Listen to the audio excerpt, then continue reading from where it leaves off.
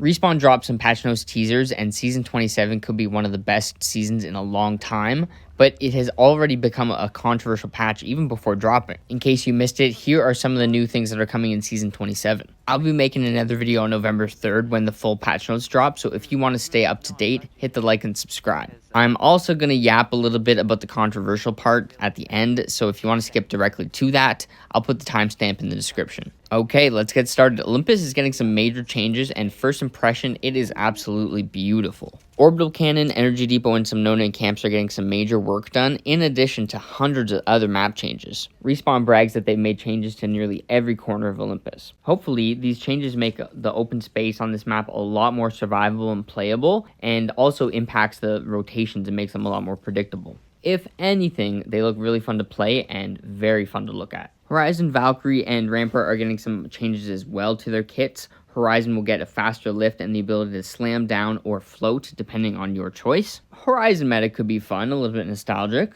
Valkyrie will no longer take damage from her own rockets, and she'll be able to move a lot faster with her jets and go a lot further. And Rampart shields will also now have a roof, because when you're trying to camp with no roof, that's kind of silly, isn't it? The alternator might also be really good next season with the double barrel hop-up joining the mix. The person who wrote this article really thinks it's an awesome gun, so we will have to see. Tridents are also getting some big changes. They have a new paint job, some better handling. You can do damage if you hit somebody, and probably the biggest change, maybe in this entire patch, low-key, is the Tridents will now be destructible. That has major implications in competitive Apex and pro Apex in general, because a lot of teams will play a spot that they should not survive in only because they have a new castle and a Trident. Now that Trident goes away, and it is no longer survivable, even maybe with a new castle. So that will be a big change. And one, I would be kind of interested to know if that change was made because of comp in mind. Thank you to everyone who has watched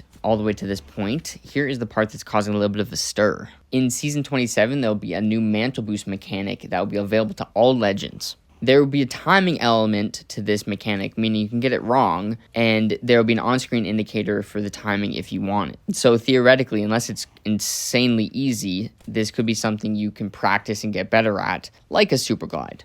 It will give you a momentum boost forward like a super glide. You won't be able to do it directionally, and it'll also be a lot slower than a super glide. So super glides are still much better and the better option if you can do it, but I think this is pretty cool nonetheless. I have seen some criticism from some people about, this kind of making the game really easy or catering to casuals or whatever, but I think when you make movement accessible to everybody, it is only going to be good for the game. Sparrow and Ash are some of the most played legends in the entire game, and yes, they're pretty good.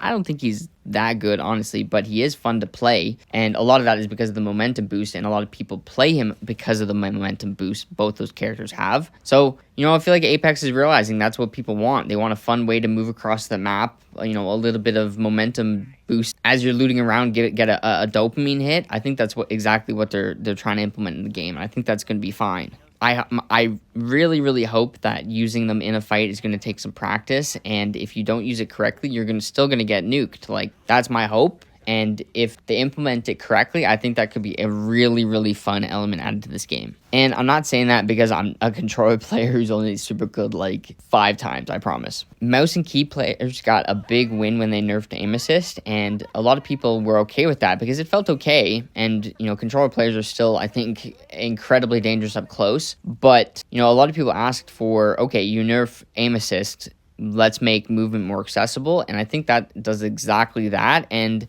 evens the playing field even more, because to me, and again, yes, controller player opinion here, but to me, I think it is a little bit easier to practice and maintain consistency when you're super gliding on mouse and key. For my binds on controller and the ones I was comfortable with, it made it a little bit difficult for me. And also giving every legend this is going to be massive, because it will make the slow feeling characters like Gibraltar, Watson, I don't know, the ones that don't really get around very quickly, it's going to make them feel a lot more bearable. And it'll also help you survive in some situations if you're able to get good at it. One of the major things that I have and feel after reading this article is I feel a real sense of excitement coming from Respawn about this patch and about the things that are coming to this game.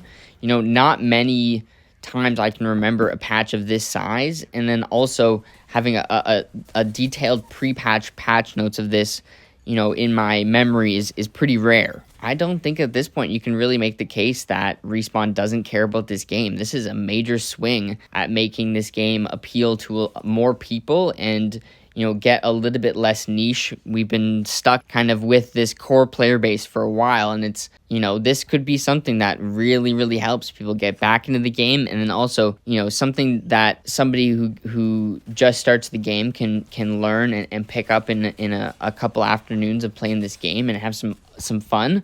And again, if it's just moving across the map, I think this is going to be a really, really fun improvement, especially if it's done correctly. And just based on, maybe this article is just really, really well written and I'm just excited, but it feels like I can trust this. I can trust this developer again. I can trust Respawn. I'm pumped. I'm excited to see what they're working on. I'm excited to play this game. So we'll see.